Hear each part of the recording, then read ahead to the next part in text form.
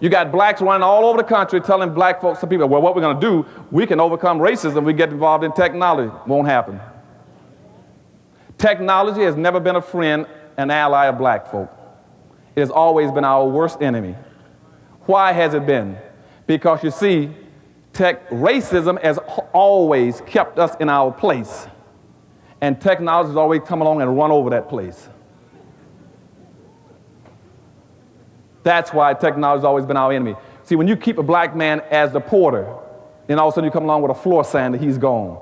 You keep him as the elevator operator and you put a computer in the elevator. You keep him as a dishwasher and you get an automatic dishwasher. You all understand what I'm telling you?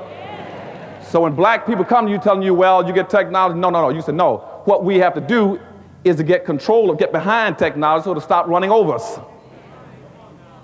And I got friends in Washington, D.C. going all over this country telling black folk, you got to get into the information highway. And you can overcome racism. Whites were not that dumb. You cannot get on the information highway and overcome racism. Because the information highway is like any other highway. It's a transportation system. And what you should be asking yourself is, what are you transporting? If you don't have anything to transport, you can't get on the information highway. So what we got to be talking about as black folk is owning and controlling. It's just like when they invented the highway, the airplane system, the shipping system, the train system. It didn't advantage black folk because we never owned the trains, the planes, and the ships. What we got to do right now, starting with your church, is try to figure out how we can own and control more. Then the highway makes sense to us. Okay? Now,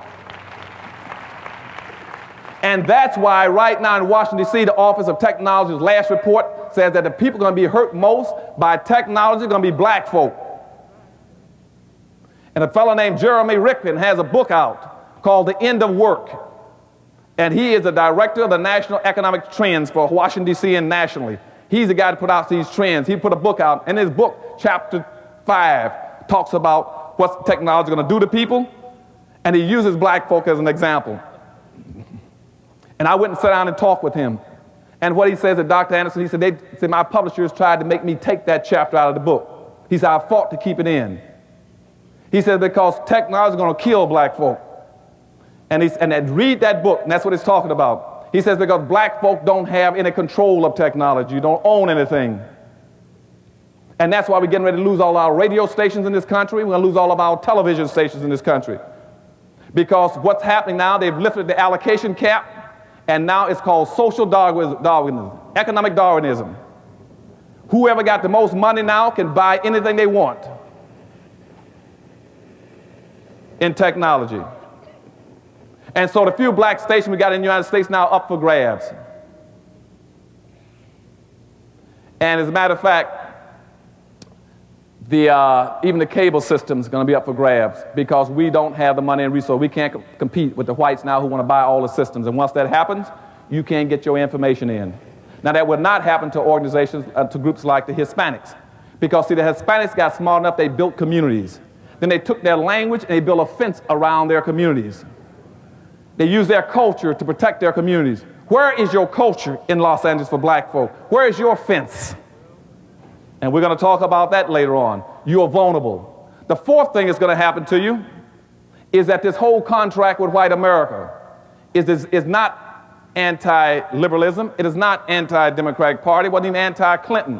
What it was they were trying to answer a question that's been haunting white America for about 30-something years.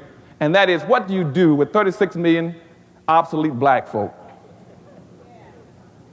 That's what the contract was for. And how they concluded that was, you see, they got 1,200 white think tanks in America. 1,200 white think tanks. You got one wholly owned black think tank, and that's the Harvest Institute I'm trying to run. They got 3,000 employees with a $500 million budget. I got a few volunteers. No staff, no money. Because you see, in this country, no blacks wants to give my black think tank any money to help our leaders to develop policy and public issues. And when I ask them for money, what they say is that we can't give you money. I said, why not? They said, what is your organization for? I said, to help black America. They said, who's going to benefit? I said, black folk. They said, who's going to work in it? I said, black folk. They said, ooh, too black. And the first thing that comes to my mind is, how can you be too black? What is too black? 10, 20, 30? What's too black? Nobody ever says something is too Jewish, too Indian, too Asian,